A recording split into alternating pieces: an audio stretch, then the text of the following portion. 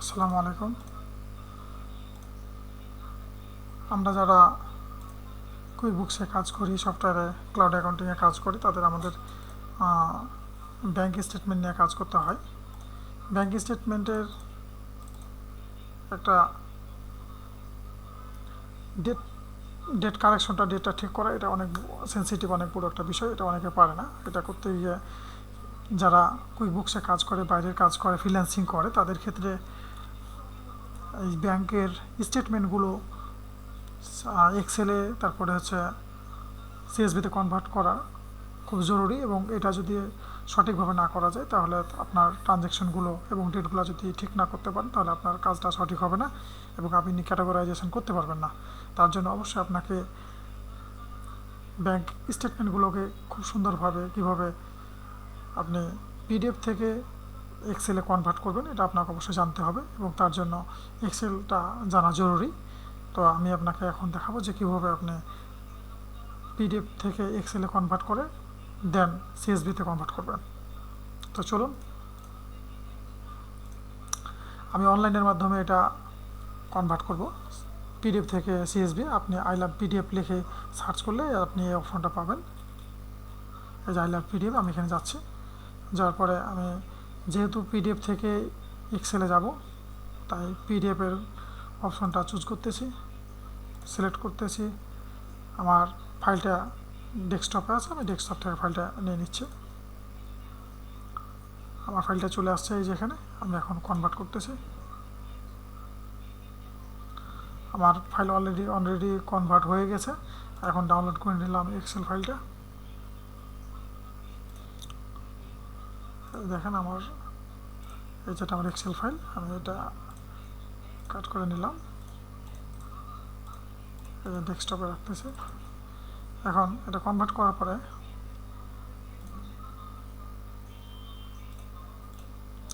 দেখেন এই যে ট্যাবগুলো সব হচ্ছে ব্লক হয়ে আছে। আপনি যে ট্যাবে কাজ করবেন, এটা ডাবল ক্লিক করবেন, এই ট্যাবগুলো সব ছুটে গেছে, এখন আর সিলেক্ট হয়ে নাই।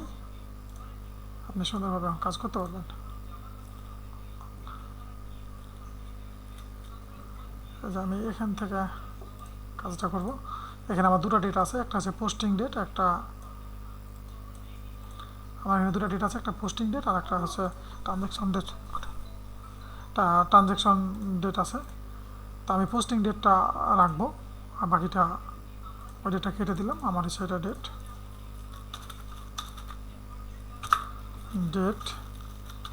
ডেসক্রিপশন,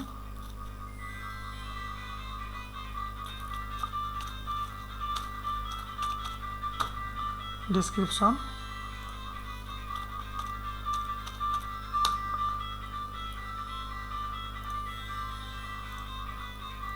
এখানে হচ্ছে আমার অ্যামাউন্ট,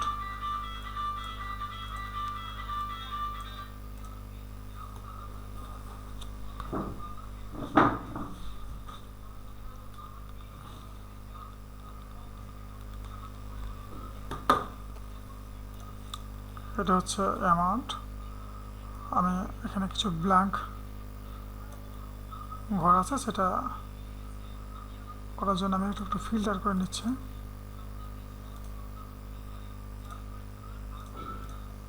ফিল্টার করে আমি ব্ল্যাঙ্ক ঘরগুলো বাদ দিয়ে দিচ্ছি। যদি নাম্বার আছে, যেহেতু আমি কাজটা করব ডেট নিয়ে, সেক্ষেত্রে ওগুলো বাদ দিয়ে দিলাম। আমি একটু ওয়াইড করে নিচ্ছি কাজ করার সাথে, এটা বর্ডার করে নিলাম একটু সৌন্দর্যের জন্য, যেন দেখে ভালো লাগে।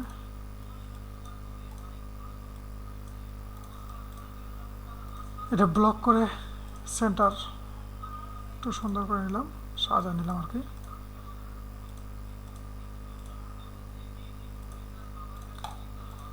হয়ে গেছে। এখন দেখেন এখানে হচ্ছে আমার স্টেটমেন্টে কি বলতেছে, ডাটাটা কতকার, 2019 সালের ডাটা। কিন্তু আমার নিচে দেখেন এখানে শুধু এপ্রিল 11, এপ্রিল 12, এপ্রিল 10, এগুলো ডেটগুলো দেওয়া আছে। দেখেন এগুলো দেওয়া আছে, এখানে কোথাও কিন্তু সালের কথা বলা নাই। তাহলে আপনি সালটা কীভাবে অ্যাড করবেন, চলুন দেখেন। এখানে কিন্তু আমি যেটা ডেট, এটা কিন্তু ডেটটা দেখাচ্ছে না, এটা জেনারেল হয়ে আছে। তাহলে আমাকে এটা একটু ডেটে কনভার্ট করতে হবে। আমি এখানে গেলাম, যাওয়ার পরে এই যে ডেটের অপশনে গেলাম। ডেট অপশনে গিয়া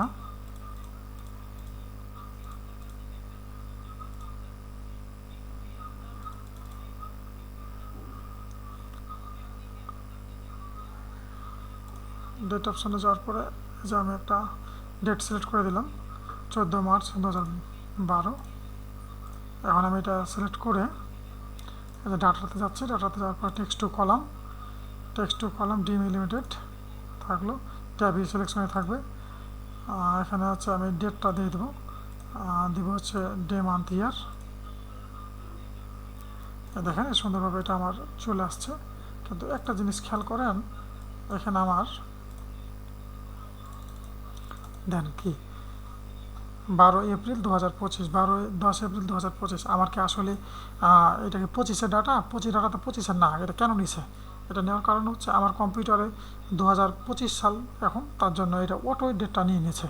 তাহলে তো আপনার 2025 সালের ডাটা না এটা, তাহলে আপনাকে অবশ্যই ডেটটা ইয়ারটা চেঞ্জ করতে হবে। আর ইয়ার যদি চেঞ্জ করেন তাহলে আপনি একটা একটা করে চেঞ্জ করবেন, ভুল হওয়ার সম্ভাবনা আছে। আবার আরেকটা কারণ হতে পারে যে আপনার ভুল তো হওয়ার একটা পসিবিলিটি আছে, আবার কাজ অনেক সময় লাগবে, যেটা আপনি সহজে কাজটা করতে পারবেন না, অনেক কমপ্লেক্স হয়ে যাবে।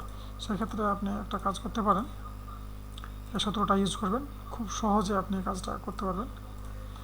চলুন, ইকুয়াল চাপলাম, দেন ডেট, এই যে ডেট এখানে আছে, ডাবল ক্লিক করলাম। ডাবল ক্লিক করার পরে আমি কোন বছরের জন্য ডাটাগুলো নিয়ে যাবো, কোন বছরে আমার দেওয়া ছিল 2019, তাই 19 লিখলাম। তারপরে হচ্ছে কমা দিলাম, কমা দেওয়ার পরে এখানে আমার মান্থ চলে আসে, দেখেন নিচে মান্থ দেখাইতেছে। আপনি এখানে মান্থ লিখবেন, এমও মান্থ এখানে চলে আসছে। ডাবল ক্লিক করলাম। ডাবল ক্লিক করার পরে যেই কলামে আমার ডেটটা আছে সেই ডেটটা আমি সিলেক্ট করতেছি। এই যে আমি এখানে সিলেক্ট করে দিলাম। সিলেক্ট করে আমি হচ্ছে ব্র্যাকেট এটা ক্লোজ করে দিলাম। ব্র্যাকেট ক্লোজ করার পরে আবারও আমি হচ্ছে কমা দিলাম। কমা দেওয়ার পরে আমার হচ্ছে এখন ডে লাগবে, আমি ডে দিচ্ছি। ডের পর ডাবল ক্লিক করলাম। ডাবল ক্লিক করার পরে আবার যে কলামে আমার ডেটটা আছে ওই ডের পর আবারও প্রেস করলাম, দেন ব্র্যাকেট ক্লোজ করলাম। এখন এই যে একটা মেসেজ দিছে, এই মেসেজটা হচ্ছে এই জন্যই দিছে, আমার এখানে হচ্ছে আরেকটা এখানে 3টা ব্র্যাকেট আছে, দেখেন 1 2 2, আর এখানে একটা 3টা, কিন্তু আমার ক্লোজ হয়েছে কয়টা? আমার 2টা ব্র্যাকেট ক্লোজ হয়েছে, আর একটা ব্র্যাকেট বাকি আছে। এই যে আমি এটা দিলাম, হয়ে গেল। দেখেন এই যে 2019 সালে অলরেডি সালটা চেঞ্জ হয়ে গেছে। এখন দেখছেন সুন্দরভাবে সালটা চেঞ্জ হয়ে গেছে।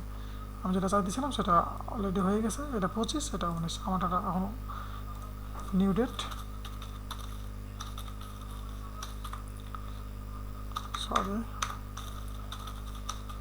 এই যে নিউ ডেট। এখন দেখেন ডেট কারেকশন হয়ে গেছে এখন সুন্দরভাবে। আপনি দেখেন এখানে কিন্তু একটা জিনিস খেয়াল করেন, এটা আমার সূত্র আছে এখন, এই যে সূত্র দেওয়া আছে। আর যদি সূত্র থাকে তাহলে তো আপনি কাজ করতে পারবেন না, সূত্র থাকলে তো কাজ করতে পারবেন না। সেক্ষেত্রে আপনাকে কাজ করতে হলে অবশ্যই সূত্রটা ভ্যানিশ করতে হবে। আপনি এটা পুরোটা ব্লক করলাম, ব্লক করে